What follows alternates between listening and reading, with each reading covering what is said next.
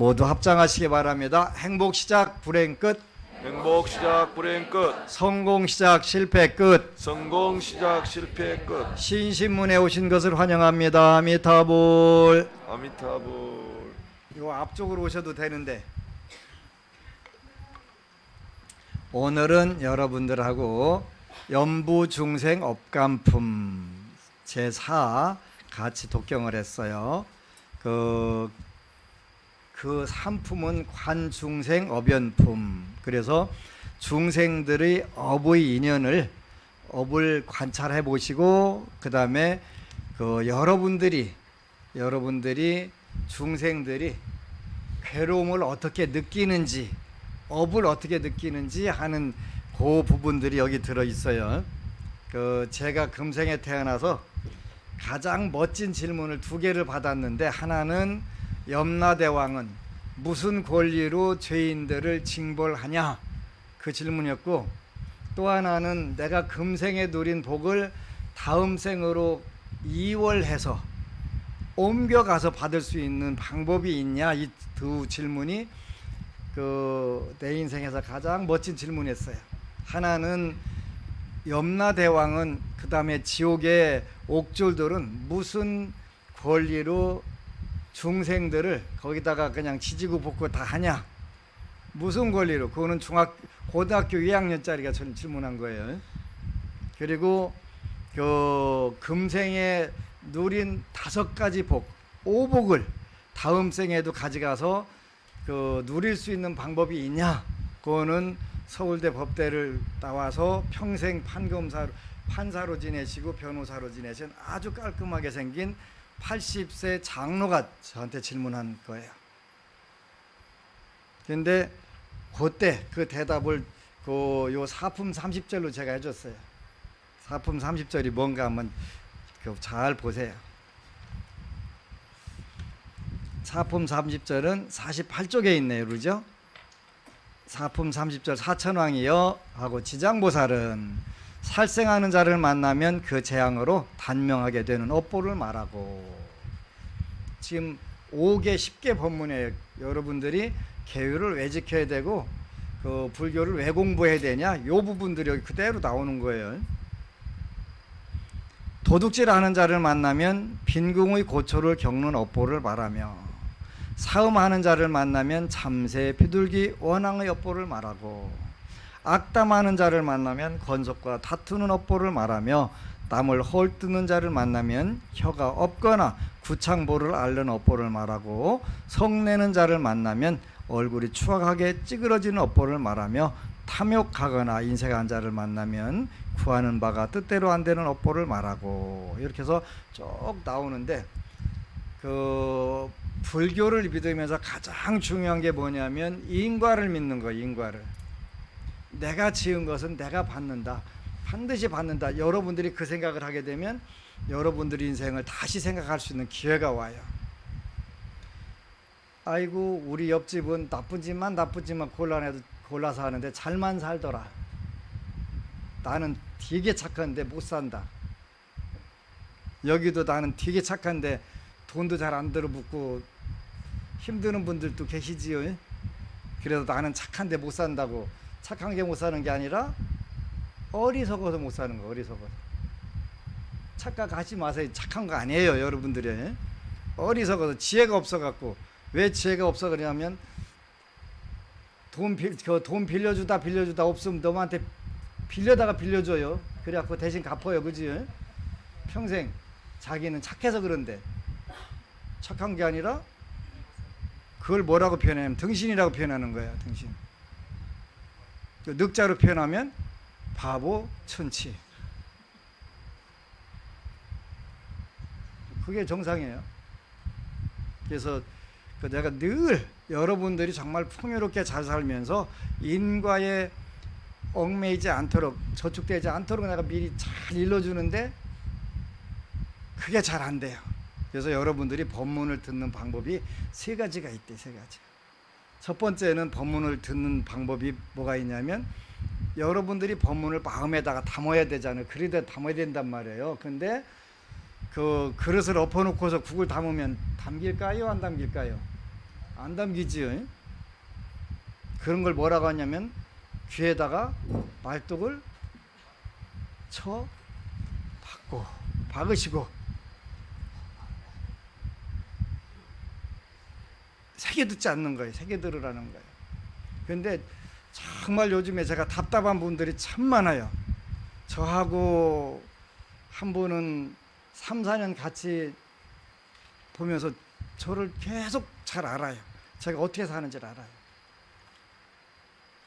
그러니까 내가 음식은 어떻게 먹고 뭘 좋아하고 뭘 안 하고 하는 걸 다 알아요. 아는데 달챙이 숟가락하고 똑같아요. 법구경에 그런 말씀이 나와요. 달챙이 숟가락. 달챙이 숟가락이 뭔지 모르는 젊은이들이 있겠네. 나이 드신 분들은 아는데 노쇠 숟가락으로 그 무쇠솥을 맨날 누룽지 긁어 싸가지고 반달마로 싹 다른 걸 보고 달챙이 숟가락이라고 하는 거예요. 요즘은 구경 못해요 그거예요. 옛날에 있어서 그 달챙이 숟가락이라고 하는 거예요. 달챙이. 근데 그 달챙이 숟가락은 그러니까 수십 년 솥을 긁어야 그게 반절 단단 말이에요. 근데 수십 년 동안 해도 그 달챙이 숟가락은 국맛을 몰라요. 국맛을 몰라. 혀는 그 떠놓기만 하면 국맛을 아는데. 그런데 내가 어떻게 사는지 보여줘도 아무리 이렇게 살면 좋아져. 그런데 제가 좋아진 거는요. 여러분들은 기본을 가지고 태어나가지고 그냥 잘 살으니까 그 법안 스님이 그냥 이만치 사는 것이 대단하지 않다라고 보일 수가 있어요. 근데 저는 늘 자랑하는 것처럼 무죄무간 사주, 재물도 없고 명예도 없는 사회에서 절대 못 사는 사주예요. 절대 못 살아요. 그러니까 얼마나 답답하고 폭폭하다는 말 혹시 하세요? 그 백제권에서는 충청도 그 전라도 쪽에서는 폭폭하다는 말 답답하고 안타깝다 그런 뜻이에요. 그러니까 이건 불사를 하고 싶어도 안 되고 교화를 하고 싶어도 안 되고 그러는 거예요. 교화는 그 명예로 하는 것이고 불사는 재물로 하는 거예요. 그러니까 재물도 없지 명예도 없지 그러니까 교화를 못 하는 거예요. 그래서 금생에 나는 이렇게 태어났으니 이걸 어떻게 금생을 살지? 이 고민을 하다가 부족하든 남든 복을 한번 재보자. 복을 한번 재보자. 그래서 1991년도부터 교도소 법회를 갔어요. 요새는 복 지을 기회가 잘 안 와요. 이번에도 내가 신신당부해서 공주교도소 추석 때 떡을 내가 하든가 사과를 사줄게 그랬더니 그쪽에서 거부를 하네. 그 왜 거부하냐 했더니 얼마 전에 악기를 사달라고 그래서 140만 원짜리 악기를 사줬더니 떡하고 과일은 다른 데서 시키겠다고 그래가지고 내가 복을 지려고 딱 대기하고 있었는데 복을 기회를 안 주는 거예요. 그래서 나는 금생에 복을 줘야 되겠다. 그래서 복을 짓는 방법에 두 가지가 있는데 하나는 업장을 쉽게 소멸시키는 방법이 있고 복력을 늘리는 방법이 있더라니까요.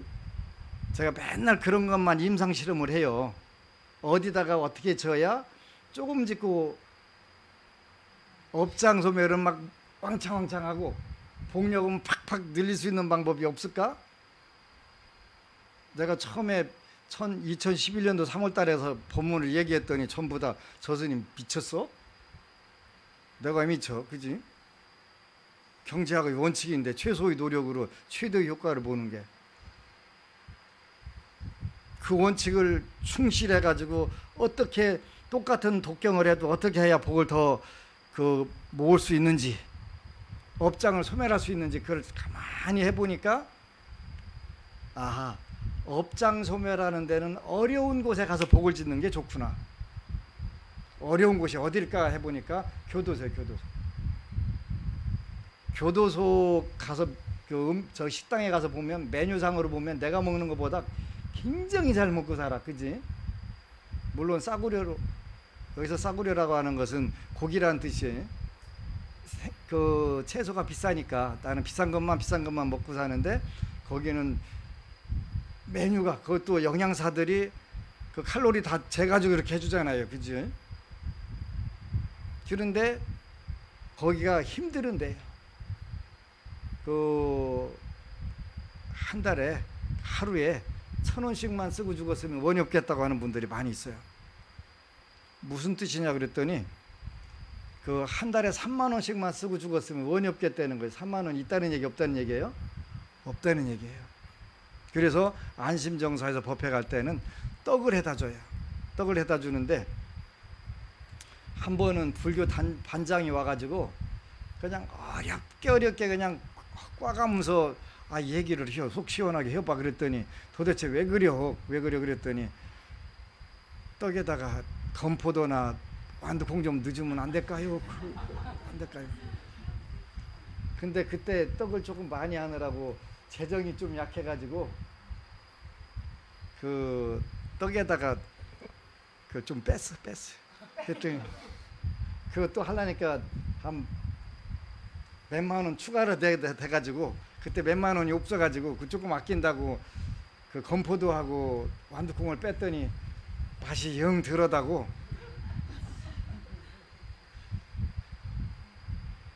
근데 그 지금은 10kg짜리 갖다 주고서 떡을 50덩어리를 만들어요. 옛날에는 8kg를 갖다 주고서 8kg가 한 마리니까. 근데 그 8kg로 50덩어리 만드는 거하고 10kg짜리로 50덩어리 만드는 거고 한 배 반 차이 나요. 떡 한 덩어리가. 근데 여러분이야 뭐 그냥 그게 그거지 뭐 오히려 다이어트 하려니까 작은 거 고르잖아요. 잘 보다가 여러분들이. 거기는 그렇게 하지 않아요. 근데 10kg짜리로 50덩어리 했더니 너무 든든하고 좋다는 거야. 거기는 왜 그러냐면 한 달에 유일하게 우리 법회를 기다리는 거예요. 안심령 법회. 뜨끈뜨끈하게 해서 그 스티로폼 박스에다 탁 들어갖고 뜨겁게 해다가 갖다 주거든요. 이게 너무 맛있는 거예요. 한 달에 한 번 든든하다는 거예요. 든든하다. 근데 그걸 하다 보니까 업장소멸은 이게 최고다. 업장소멸은 최고다. 어두운 곳에 힘든 곳에 우리가 조금이라도 도움 주면 업장소멸 되는 거예요. 근데 업장소멸도 해가면서 동시에 좀 더 복을 멋지게 짓는 방법은 없을까? 하여튼 요거는 이제 그 힘드는 사람들 누구 있지 했더니 연무대 우리 안심정사 본찰이 있는 옆에 육군 훈련소가 있잖아요. 거기 초코파이를 사다 주자 그래갖고 그 군부대 가서 초코파이를 먹었는데 얼마나 맛있는지 까무러칠 뻔했대. 그래서 엄마 보고 뭐라 해가더니 하라고. 그러니까 그 한쪽은 업장소멸이 빠른 쪽에는 힘든 쪽에 똑같은 힘들은데 그 바로 여기 연부중생 업관품처럼 본인이 어떤 업을 지어가지고 그 업에 의해서 자기도 모르게 끌려가고 고통받는 그 중생들을 위해서 우리가 뭔가를 그 해줄 수 있다면 굉장히 좋겠다. 또 한쪽으로는 그런 건 아니지만 좀 더 적극적으로 이제 병사들이 처음 엄마 아빠 품을 떠나가지고 그냥 그 힘들으니까 그쪽에 초코파이를 하자 그래서 이게 양수겹장이에요. 그러니까 한쪽으로는 복을 짓고 그 한쪽은 업장을 소멸을 이거다. 그래서 91년도에 초코파이 한 박스 가지고 교도소 간 게 올해는 그 매월 1,000몇백 박스가 들어가는 거예요. 1,000몇백 박스가. 1,000몇백 박스가. 그래서 아주 대한민국의 그 육해공군의 90% 정도를 우리 안심정사에서 초코파이를 지원해 주는 거예요. 오늘 아까 우리 그 해군 교육사령부 법사님 오셨더라고요. 진급하셔갖고 중령 진급하셔가지고 근데 말씀 들어보니까 굉장히 올바르게 사는데 올바르게 사는 걸 싫어하는 사람들도 있어요.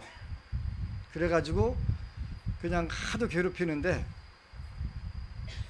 8년 만에 올 6개월 후에 전역인데 갑자기 진급이 되신 거예요. 아까 그래서 그 너무 좋았고 인사로 오셔가지고 이제 우리 10월 12일 날 잠정적으로 여기 육지장 모살 점안식을 하려고 이제 잠정적으로 나를 잡았어요. 그리고 그때 이제 집중기도도 여기서 하려고 하는데 이제 공간이 좁아서 지금 문제는 있기는 하지만 근데 이제 그때 여기 해군 군함도 구경시켜주고 해사도 구경시켜주고 한다고 그래서 우리 한 1,000명은 될 건데 그랬더니 그 잘못 오면 3,000명 되는 수도 있어. 일단은 구경시켜주기로. 그래서 이제 너무 고맙잖아요. 그런데 정말 올바로 살아가지고 그 결과가 금생에 온 거예요. 너무 고마운 거예요. 너무 고마운 거예요. 그래서 하여간 초코파이 한 박스가 그 작년에 12,000박스로 늘어난 거예요. 초코파이 값만 한 박스에 15,000원씩 우리 특별히 그 저렴하게 사요. 그런데 일반적으로는 3만 원 주고 사야 되는 건데 그 연무대에서만 가능한 금액이에요. 그래가지고 그게 12,000박스면 얼마냐면 1억 8천만 원어치예요. 올해는 1억 8천만 원이 2억이 훨씬 넘어요. 근데 그게 아무런 문제 없이 되는 거예요.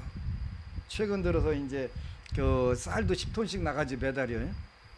그래서 이제 추석 전에 일단 쌀도 전부 다 필요하게 다 나눠줘야 되겠다. 그렇게 하고 하는 거예요. 우리가 한편으로는 업장 소멸을 위해서 그 독경 연부를 하게 되고 한쪽으로서는 그 복을 짓는 거예요. 복을 짓는 거. 그런데 쌀 10톤이면 얼마냐면 그 3천만 원이에요. 매달 3천만 원이에요. 1년에 3천만 원이 아니고요. 초코파이 매달 2천만 원 정도 들어가요. 그럼 그 두 가지만 합쳐도 5천만 원 된단 말이에요. 그지?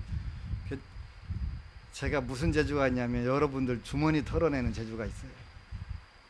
그 재물복도 없고 관은도 없는데 이렇게 머리를 열심히 굴리다 보니까 여러분들 주머니를 어떻게 하면 잘 털린다. 내가 요거를 탁 터득한 거예요.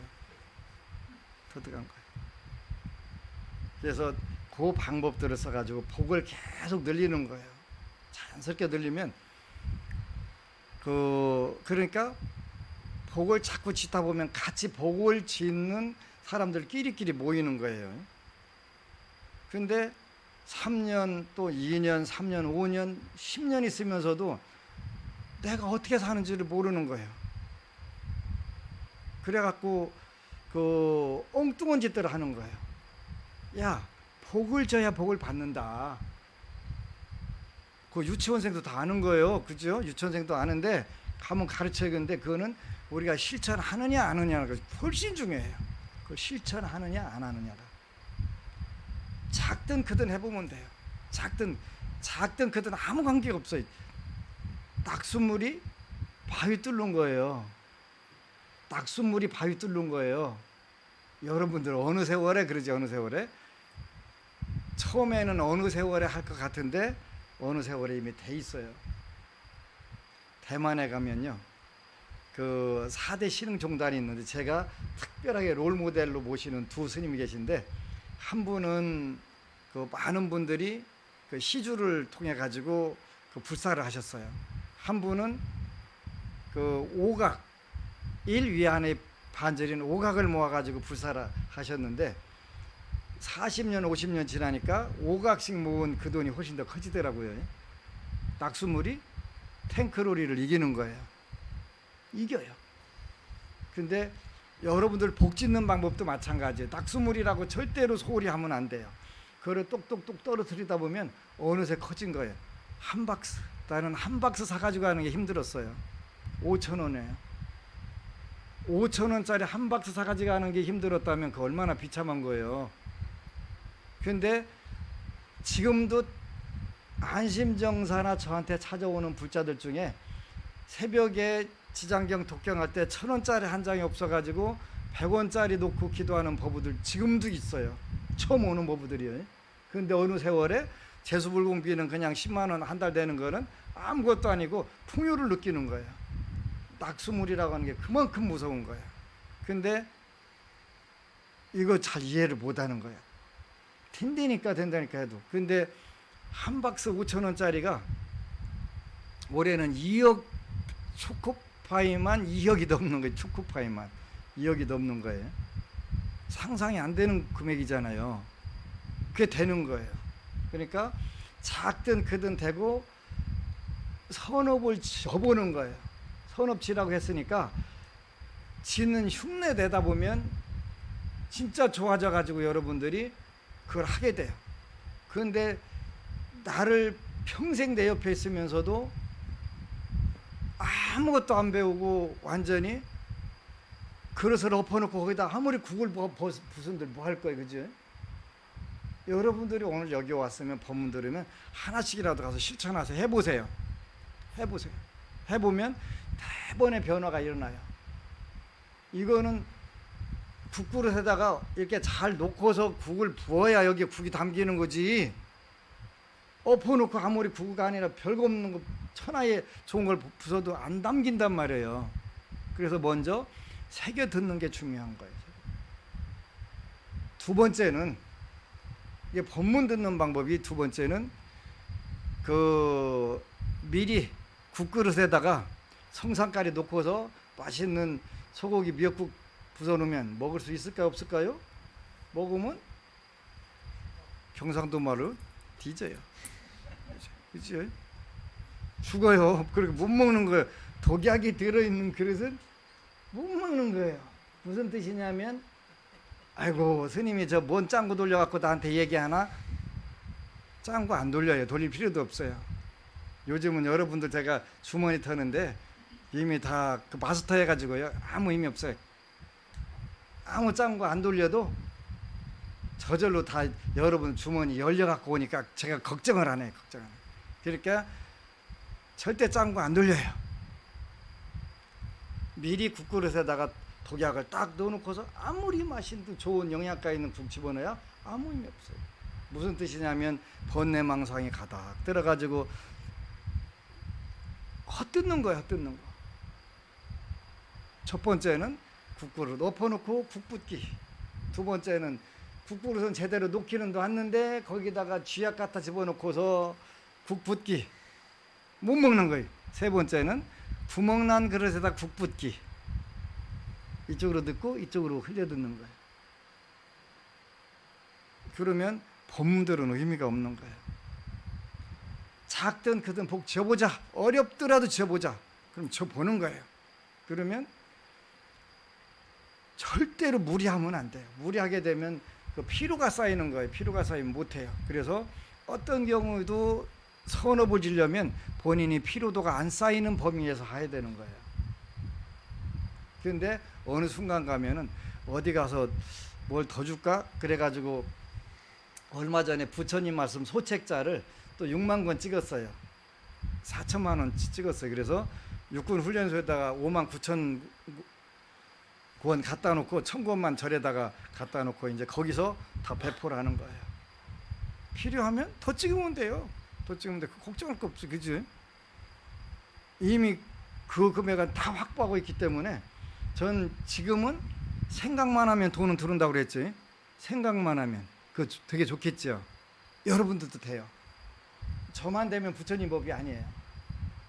여러분들도 돼요. 일단 생각하세요. 생각하세요. 그러면 생각하는 대로 되는 그 시점이 딱 와요.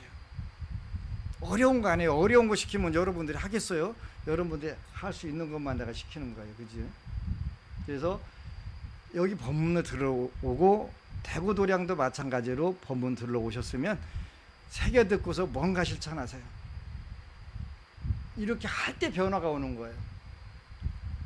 요즘엔 정말 답답해요. 제가 돌아다니면 왜 답답하냐면 2년, 3년, 5년 제 옆에 있으면서 도대체 뭘 배웠냐고 내가 한 거. 내가 뭘 가르쳤는데 너는 이렇게 귀에다 말뚝 쳐박고서 아무것도 안 듣고 거꾸로 가냐고.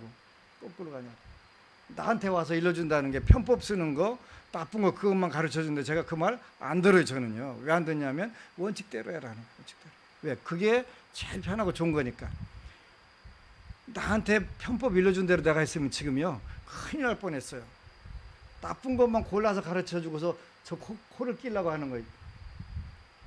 코 끼면 뭐 하겠어요? 자기 의도대로 써먹으려고 하는 거예요. 그치? 근데 저는 거기에 안 말려 들어가요. 원칙대로 해라. 내가 원칙대로 안 하고 신도들한테 원칙대로 하세요 하면은 말에 힘이 없잖아요. 안 들어가잖아요. 그러니까 안 하는 거. 원칙대로 해라. 뭔 소리 하냐. 그러니까 뭔가를 꼬투리 잡아갖고 물을 먹여야 되겠는데 3년 4년 동안 아무리 밀착 취재라도 끌린 게 없는 거예요, 그죠? 그거보다 답답한 게 없을 거예요, 그죠? 본인은 잘못한 게 있어가지고 법안 스님이 여차하면 난리가 나는데 그 법안 스님을 제압할 수 있는 꼬투리 잡은 게 없는 거예요. 원칙대로 해라, 원칙대로. 그리고 공덕을 내가 공덕만 지어도 지금 이전에 지은 업이 태산 같은데 내가 왜 지금 막 알고서 업을 지어? 난 못 지어. 못 지어. 제발 조금이라도 실천해라. 근데 실천하면 변화가 오는데 실천 안 하면 변화가 안 오는 거예요. 각 절마다 그 내가 전생에 엄청 실이 그 괴롭혔던 불자들이 있나 봐요. 그 불자들이 언제였던가 여기서 다시 만나자고. 근데 왼수 갚으러 온 불자들이 몇 있어요. 여기서 만나자고는 했는데 왼수 갚으러 온 거야, 나한테. 아주 골치 아픈 거, 보통 골치 아픈 게 아니에요. 근데 제가 실컷 안심정사가 싫으면 떠날 수 있어요, 그죠? 근데 떠나더라도 뭘 하면 안 되냐면 그런 우리 속담이 있잖아요. 먹던 놈을 다시는 안 먹는다고 침 뱉고 가면 침 마르기 전에 다시 와서 물 먹는 거예요, 그러지요? 절대로 보복하면 안 돼요. 절대로 보복하면 안 돼요. 근데 저는 특별히 여러분들에게 어떤 원수 척질일을 안 해요. 근데 다만 마음이 약해가지고 상대방이 원하면 그냥 들어주는 게 있어요. 이것 중에 어떤 게 있냐면 저한테 가끔 와서 협박하는 분들이 있어요. 저 이제 그만 나오겠습니다. 그리고 협박을 하는 거예요. 그러면 제가 뭐라고 하겠어요? 평안 감사도 지하기 싫으면 못 온다는데 안심정사 신도 못 오겠다는데 제가 뭐를 어떻게 붙잡겠어요? 그러면 그러시라고. 사실은 붙잡아달라고 했는데 내가 모른 척하고 그러시라고 그랬더니 난리가 났네. 난리가 났어. 대구 도량의 대구 법우님들께 한마디만 하고 지나갈게요. 2년 동안 종무실에서 모든 종무 기록이 있는 핸드폰을 나가면서 초기화 시켜가지고 주고 갔어요. 뭔 얘기예요? 물 먹으란 뜻이에요, 그죠? 그렇게 하면 안 돼요. 그러면 그렇게 하고서 복을 받겠어요? 업장이 소멸되겠어요? 그나마 오늘 법회의원 심평법사가 종무실에 안 있었으면 아마 내 생각에는 컴퓨터도 초기화를 시켰을 거예요. 컴퓨터하고 이거 일러주면 안 되는데 컴퓨터하고 스마트폰 2개만 초기화 시켜놓으면요 모든 업무 무로 돌아가요. 무로 꽝 돼요. 그죠?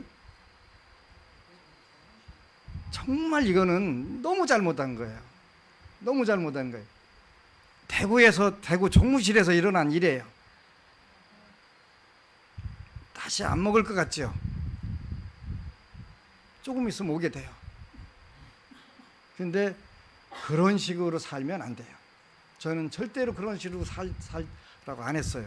본인이 잘못한 게 있어요. 그러면 잘못한 거는 와서 잘못했다고 사과하면 돼요. 잘하겠다고 하면 돼요. 그러지? 근데 그것도 스님인 저한테 잘못했으면 그건 용서가 되는 거예요. 그런데 신도한테 잘못한 건 용서할 수 없는 거예요. 불특정 다소의 신도한테 잘못한 거는 용서받을 수가 없는 거예요. 저한테 한 사람한테 잘못하면 내가 용서하면 돼요. 근데 신도들한테 잘못한 것은 용서할 수가 없는 거예요. 그거는 제 뜻이 아니고 불보살님들의 뜻이 되는 거예요. 그래서 2년 동안 썼던 핸드폰을 초기화를 시켜주고 던져주고 가면 물 먹으라는 뜻이잖아요. 절대 그렇게 하면 안 돼요. 이건 정말 해서는 안 될 일을 엄청난 업을 진 거예요. 내가 어떻게 사나 다 알면서 그렇게 하면 안 되잖아요. 근데 내가 나가라고 안 했어요. 본인이 오늘로 그만두겠습니다. 지난 목요일 날에요. 오늘로 그만두겠습니다. 그래서 그만둔다는데 뭐라고 그래요? 편리한 대로 하라고 그랬어요. 편리한 대로 하라고. 좋은 대로 하라고. 그리고 바로 전화 걸어서 종무실 일 봐야 되잖아요.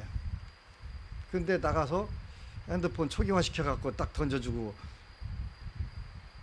한 거예요. 사람의 탈을 썼다면 그렇게 하면 안 돼요. 그 대구 법우들이 잘 알으셔야 돼요. 그렇게 하고 요즘에 정말 재미있는 불자들 많아요. 그 7, 8년 봐온 신도가 있는데 그 네가 정말 출가하려면 출가할 수 있는지 네가 고민을 하고 와라. 나가라고 한 게 아니에요. 그런데 정말 네가 출가 제자가 되고 싶으면 다시 한번 고민하고 와라. 그랬더니 내가 쫓아냈다고 나갔다는 거는 전 쫓아낸 사실 없어요. 그런데 그 행자를 보고서 쫓아내갖고 일주일 동안 식음을 전폐하고 했다고 안타까워서 그랬다고 원래 왜 안타깝냐고 내가 얘기했잖냐고. 정말 네가 출가 제자가 되고 싶으면 고민하고 결정하고 오라고 했다고. 아니면 빨리 떠나라고 허송세월 하지 말고. 아니니까 떠난 거예요. 그런데 그거를 내가 수행을 출가를 방해했다고 난리를 치는 거예요. 출가를 시키고 안 시키고 하는 것은 그 스승의 몫이에요. 제 몫이에요. 이 사람이 출가를 하는데 안 맞으면 데리고 있다가도 못 시키는 거예요. 못 시키는 거예요. 내 책임이니까, 내 업이니까. 그렇지 않겠어요? 그런데 그걸 가지고 법안 스님 나쁜 놈이네, 안 좋은 놈이네 하면 어떻게 해요? 제자를 거두고 안 거두고 하는 것은 내가 내 책임으로 하는 거예요. 그렇게 하고 싶으면 본인이 데려다 깎아주면 되는 거예요. 이게 너무 어이없는 짓들을 왜 하는지 도대체 이해를 못하겠어요. 제가 머리가 나쁜 것도 아니고 상식에 어긋난 것도 아니고 원칙에 어긋난 것도 아니에요. 절대 그걸 하질 않아요. 참 답답하다는 생각을 하는 거예요. 그래서 제발 그렇다고 해서 안심정사 문 닫을 것도 아니고 불보살님들이 문 닫으라면 닫아야지. 그런데 그 아닌 경우는 안 닫는 거예요. 그래서 참 답답하고 폭폭하다는 생각을 했어요. 그 대구 도량에서 일어난 일이에요. 근데 선업도 자기 몫이고 악업도 자기 몫이에요. 내가 전생에 아마 몇몇 사람한테 되게 잘못했나 봐요. 그래가지고 그 언제였던가 여기 와서 다시 보복하자고. 그냥 어떻게 하면 돼요? 달게 받으면 돼요. 달게 받으면. 그러지? 달게 받으면 돼요. 그걸 우리가 감수한다 그러지. 감수한다. 그래서 그 법문을 잘 듣고 실천하게 되면 실천하는 게 중요한 거예요. 실천하는 게. 그 지난주 일요일, 엊그제 일요일 날에 정말 고마운 일이 있었어요. 논산에서. 그 이제 4주 동안 그 장에 그 출혈이 있어가지고 안 멈춰가지고 대구에서 우리 대구 법우님 아드님이에요. 그 서울 아산병원에 갔는데 멈추질 않는 거예요. 출혈이 장에서 천공이 뚫어져 갖고.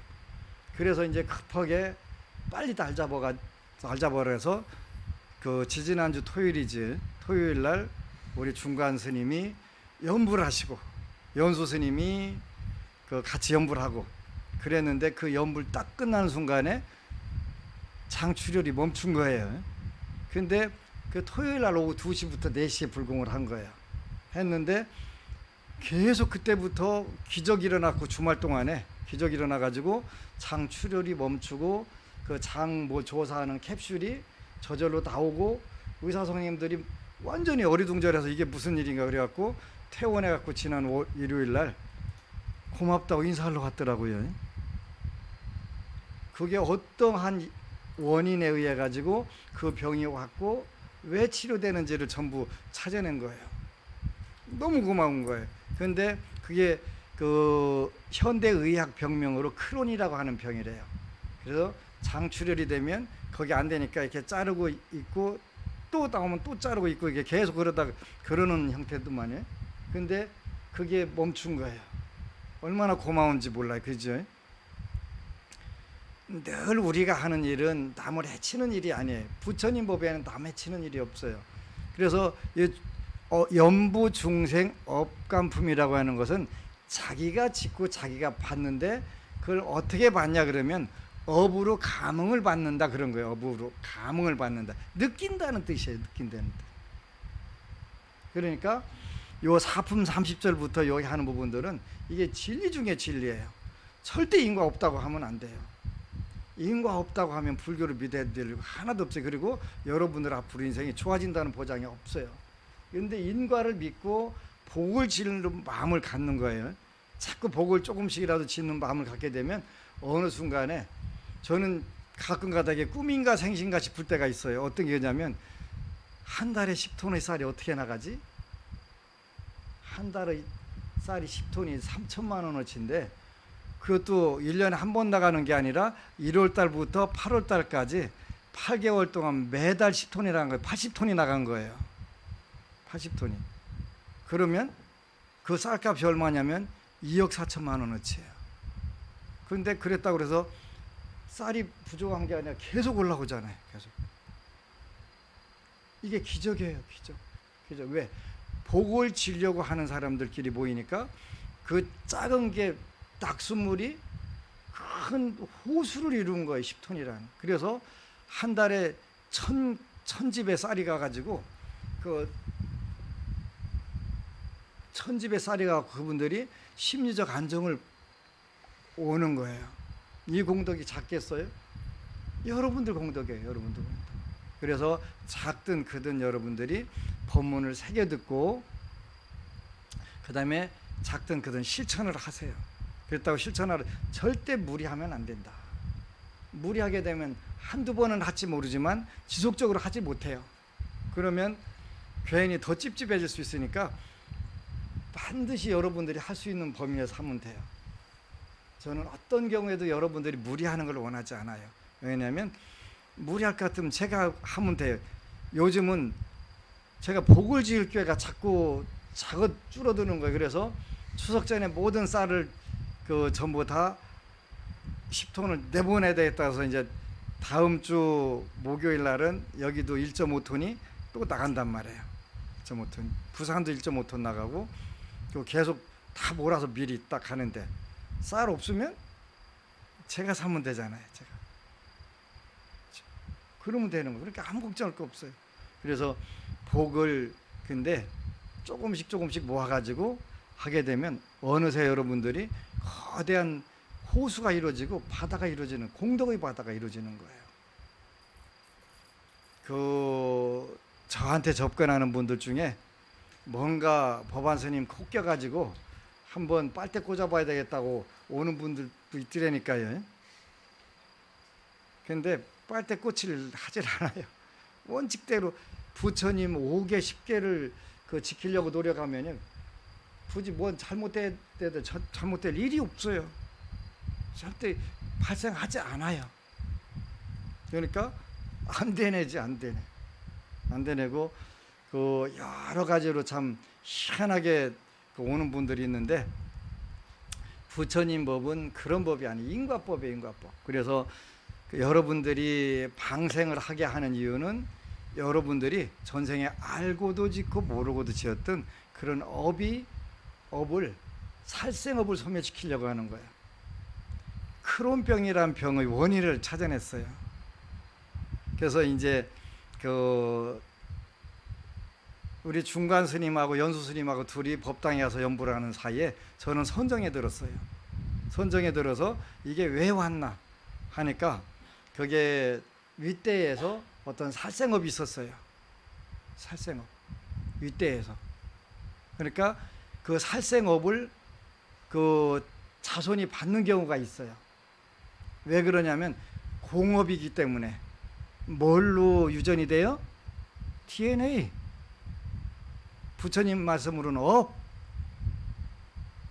법안 스님 말로는 팔자소관. 그 세 가지가 하나로 돼서 오는 거예요. 그런데 그거를 푸는 거예요. 그 조상의 업도 얼마든지 풀어진다. 요즘 같은 때 이제 그런 기도를 하나 해갖고 성취하게 되면요, 제가요 아주 기고만장해져요. 너무 기분 좋아갖고 해보자는 마음. 그런데 하나 실패하면요 트라우마가 굉장히 오래 가요. 우리 똑같아요.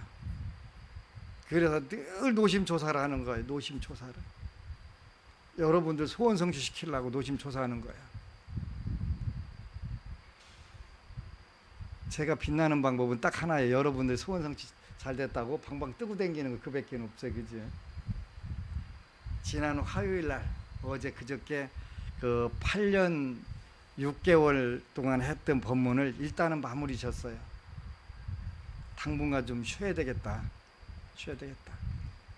불교 텔레비전 방송 강의를 좀 쉬어야 되겠다 그래서 당분간 쉬겠다고 그랬어요. 언제 컴백할지는 모르지만 일단은 쉬어야 되겠다. 8년 6개월 한 거예요. 8년 6개월. 그래서 7년 반은 전혀 쉬질 않고 했어요. 2011년도 3월 2일 날 첫 방송 나가고서 그 당시에 한 번 나가는데 300만 원씩 내고 나갔어요. 지금은 어제까지 난 건 한 번 나갈 때마다 200만 원씩 내고 나가는 거예요. 많은 분들이 제가 받고 나가는 건 줄 알아요. 받고 나가면 되는데 그거 나가지 뭐 다른 걸 뭐 하라고 하겠어요. 그지? 그런데 처음에 300만 원씩이니까 24번에 걸쳐서 300만 원이니까 얼마예요? 7,200만 원이에요. 그 당시 저는 720만 원도 없었어요.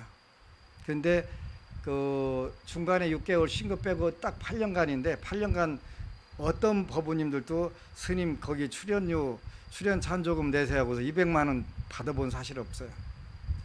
혼자 전부 다 마련해가지고 그걸 한 거예요. 그러니까 그게 총 들어간 게 한 10억 가까이 들어갔어요. 10억 가까이. 근데 그거를 사실은 제가 여러분들 주머니 털어갖고 그걸 내야 되잖아요. 제가 무사히 잘 털어가지고 내고 이제 마무리 진 거예요. 근데 6개월 마무리 지고 8월 말에 부산에 첫 포교당을 냈는데 중풍을 맞아갖고 한쪽을 못 쓰시는 노부사님이 찾아온 거예요. 와가지고 저를 보더니 막 되게 화를 내시는 거예요. 아니 도대체 왜 그러시오? 그랬더니 왜 그러기는 내가 법안 스님 나온다고 주위 사람들한테 다 보라고 텔레비 보라고 했는데 그 다음 주에 안 나오는 거예요. 왜 안 나오냐 그러는 거예요. 그래서 아이고 내가 안 나오는 게 아니라 못 나가는 건데 안 나가는 거고 못 나가는 거 어떻게 다르냐고 묻는 거예요. 그죠? 다르지요. 안 나가는 것은 내가 나갈 수 있는데 할 수 있는데 안 하는 거고 못 나가는 것은 내가 할 수 없어서 못 나가는 거니까 그게 뭔 소리요? 그러길래 한 번 나가는데 300만 원씩 내야 되는데 내가 7,200만 원을 6개월 동안 갚을 방법이 없어. 그래서 600만 원씩 12개월에 내기로 해서 그거 내야 나가. 그래서 그랬더니 나중에 미안하다고 그러시더라고. 그래서 하여튼 내가 나갈 수 있는 한은 안 나가게 안 끊고 나가겠다 그래가지고 그게 이제 400회를 채운 거예요. 400회. 그래서 이제 내가 현재 좀 쉬어야 되겠다.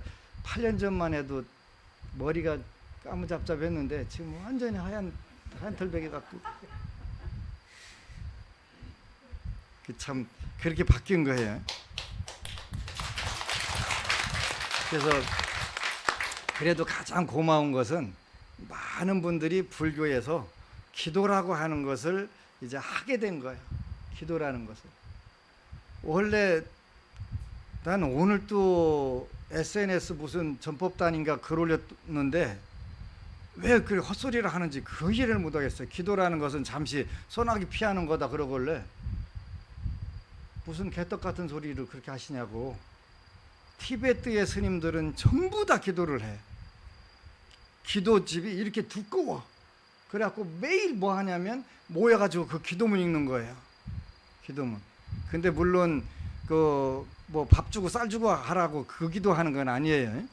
내가 그 보리심을 발휘하고 모든 중생들을 다 이롭게 하겠습니다. 그런 기도문이에요. 그래서 이제 여러분들이 기도할 수 있는 정말 좋은 기도문 보살의 37가지 수행법이라는 걸 오늘 다 정리해가지고 소책자로 찍어서 여러분 드릴 걸 이제 앞으로 그걸 외우게. 보살은 어떻게 살아야 된다. 요거 나오는 거예요. 8년간 마지막으로 금강경 전부 다 정리하고 지장경 정리하니까 이거로구나 하고 딱 나온 게 보살의 37가지 수행법이라고 하는 그 수행 그 37가지 구절이에요. 구절. 이거다. 그래서 이제 여러분들에게 그 소책자로 찍어서 읽도록 해주려고 해요. 그 사실은 그 400회 때 그거를 읽어주고 끝내려고 그랬는데 다른 너무 그 좋은 편지가 와서 편지 읽어주느라고 요걸 못 읽어줬어요. 보호주이신 관세음보살께 귀의합니다. 비록 제법의 오고감이 없음을 보시지만 오직 중생을 이롭게 하려 하시는 최상의 스승과 보호주이신 관세음보살께 몸과 말과 뜻으로 항상 공경이 귀하나이다. 모든 복덕과 행복의 근원이신 부처님들 바른 법을 수행하는 데서 탄생하시고도 또한 그 행할 바를 바르게 아는 것에 의지하오니 이제 제가 보살의 수행에 대해 설하겠나이다. 첫째, 얻기 어려운 육아구족의 큰 배를 얻었을 때, 오늘 여기 법회에 대구도량에 오신 법우님들은 18가지의 복을 완벽하게 갖췄을 때만 이 자리에 앉아 있을 수 있다고 그랬어요. 그래서 그거를 8유가 19족 그래가지고 8가지의 여유, 그 다음에 10가지를 갖춘 거 합쳐가지고 18가지를 완벽하게 갖췄을 때만 여기 오늘 와서 법회를 볼 수 있다, 이런 뜻인데, 그 큰 배를 얻었을 때 여러분들이 몸과 뜻이 바로 이 큰 배에 해당하는 거예요.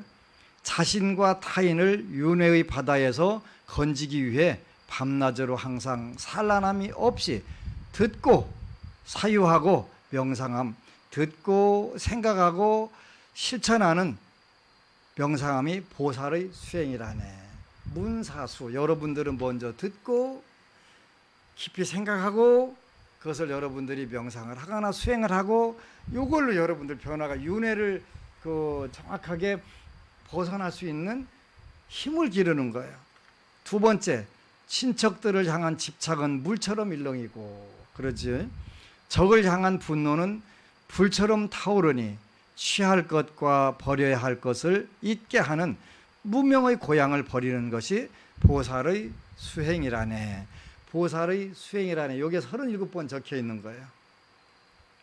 나쁜 경계를 멀리하면 마음의 장애는 점점 줄어들고, 산란함이 없으면 선업은 절로 늘어나고, 마음을 밝힘으로써 법에 대한 확신이 일어나느니 적정처에 의지하는 것이 보살의 수행이라네.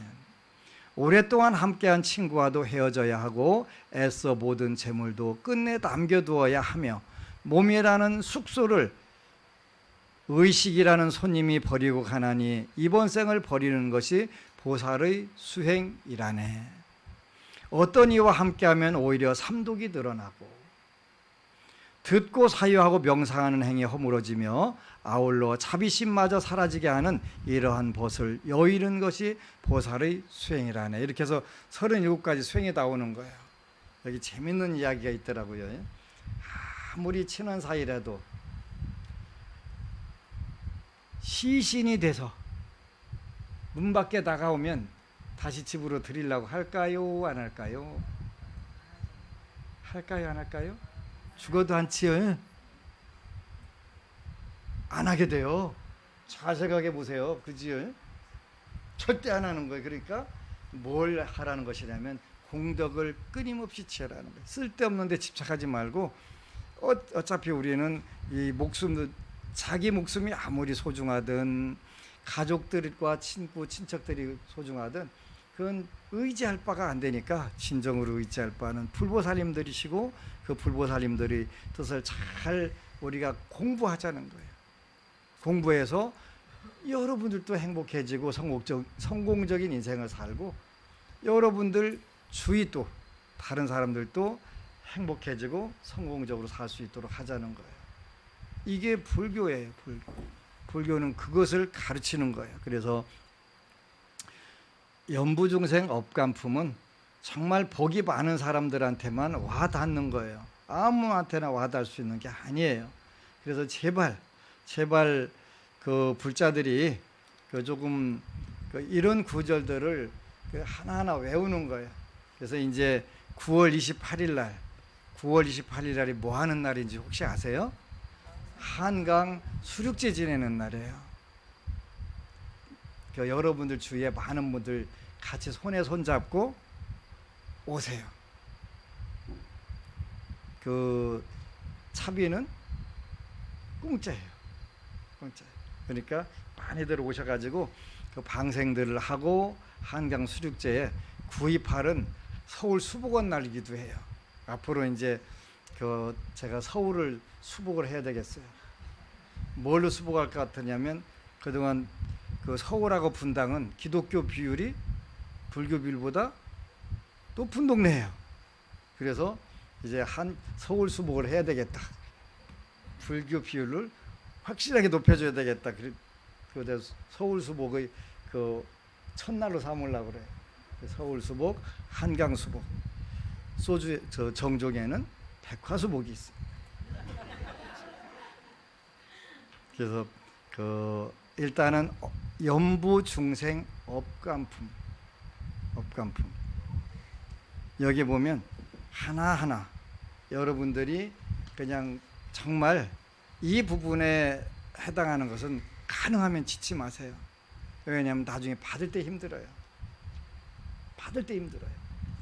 그런데 그런 게 어디 거 써는데 절대로 있어요. 절대로. 여러분들이 조금만 지혜가 밝아지면 그건 100% 느끼게 돼요. 여러분들 혹시 자녀 낳았을 때 눈 알 들었나 안 들었나 확인해 본 분? 그럼 손가락 5개 되나 안 되나 세본 분? 그래도 몇 분 있네요. 그거 왜 세봤어요? 네? 혹시나 해서요, 그지? 근데 그걸 자기 자녀가 나면 100% 그 확인하는 집단이 있어요. 나병 맞죠? 네? 나병. 의사 선생님들. 그분들은 100% 확인하신대요. 왜 그랬더니 항상 기형아를 보는 거예요. 그러니까 당연히 그런 걸 보니까 하는 거예요. 그러지? 여러분들 확인 안 한 분들은 아무 생각 없었잖아요. 당연히 있을 거라고 생각하지. 그거 누가 없을 거라고 생각 않잖아요. 근데 없을 수도 있다라고 궁금하면 그거 보는 거예요. 근데 여기에 3명만 확인하시고 나머지는 확인 안 하신 거예요. 당연히 있을 거라고 본 거예요. 그러지? 근데 기형아라들 한 번이라도 본 사람은 당연히 확인하는 거예요. 그러면 여러분들하고 저하고 인과를 확인하는 방법은 저는 확인을 하는 거예요. 예를 들어서 이사 날짜 잡아주세요. 그러면 그냥 아무 날짜나 가. 이렇게 저는 못해요. 왜 못하냐면 이사를 해가지고 배락 맞는 사람들이 굉장히 많아요. 잘못 가가지고 박살나는 사람들이 많아요. 결혼 날짜 잡아주세요. 그러면 앞날이나 가. 가는 날이 좋은 날이야? 천만의 말씀. 만만해? 홍떡. 아니에요. 제가 미리 얘기해요. 이때 가면 그 시부모 절단 난다. 그러면 시부모 절단 나요. 딱 하면 절단 나요. 그게 있어요. 통계적으로 나와요. 그러니까 아무 날이나 일시 후일 나날이 좋은 날이니까 아무 날이나 가라. 절대 못해요. 왜 그러냐면 그거 가지고 당한 사람들 너무 많이 보니까.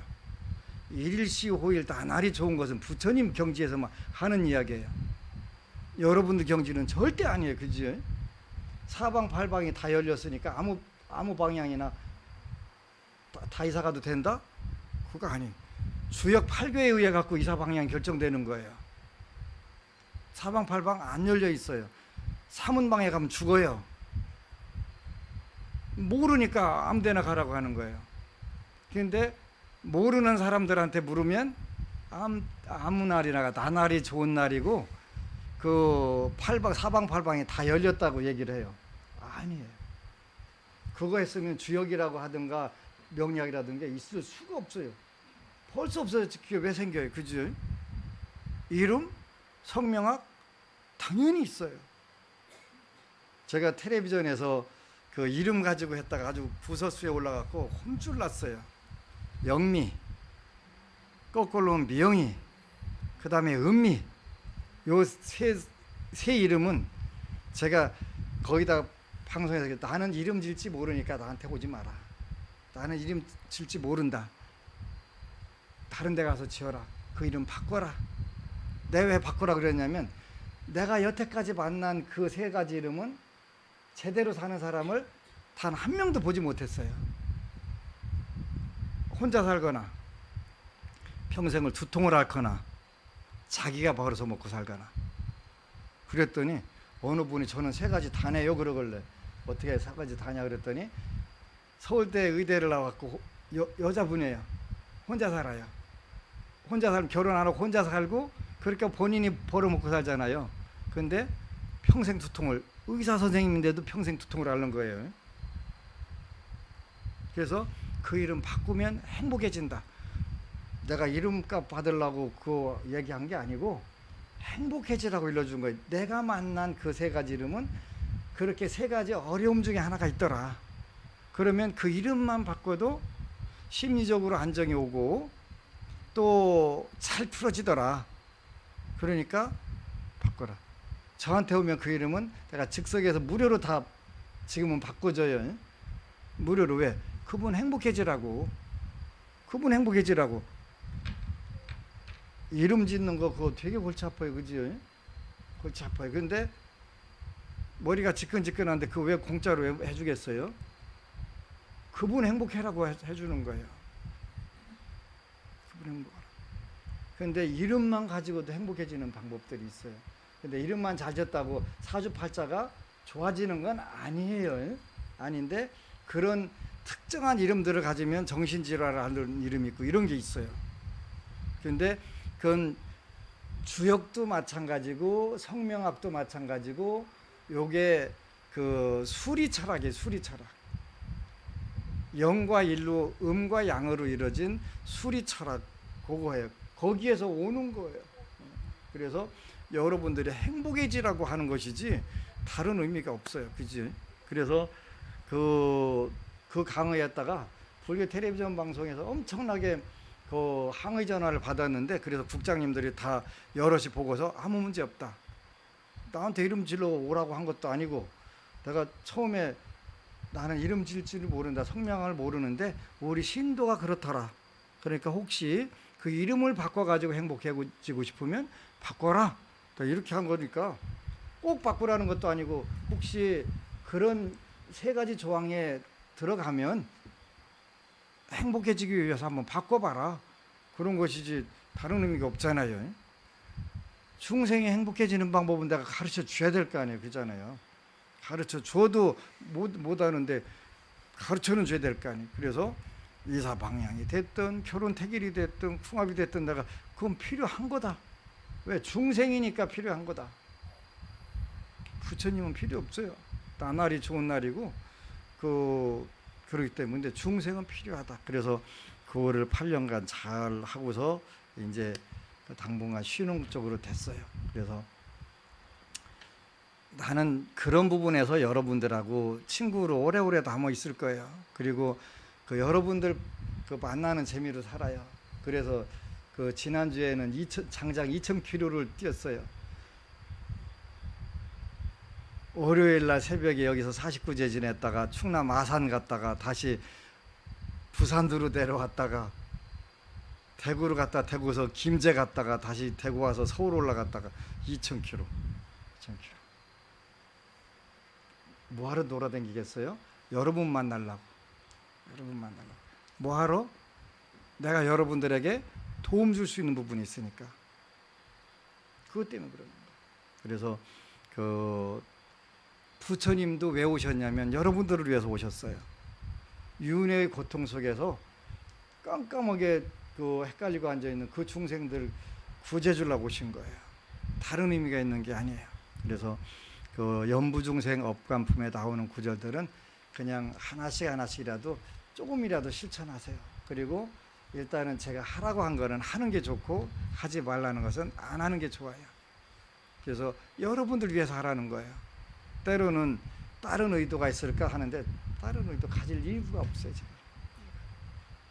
그래서 여러분들이 행복해지면, 여러분들이 성공적인 인생 살게 되면 그게 제 삶이에요. 시장보살님의 삶이고 관세음보살님의 삶이에요. 그래서 모쪼록 여러분들이 연부중생 업관품을 잘 독송을 해서 여러분들이 진정으로 행복해지고 진정으로 성공적인 생활이 되시기를 축원합니다. 아미타불. 그리고 여러분 사랑합니다.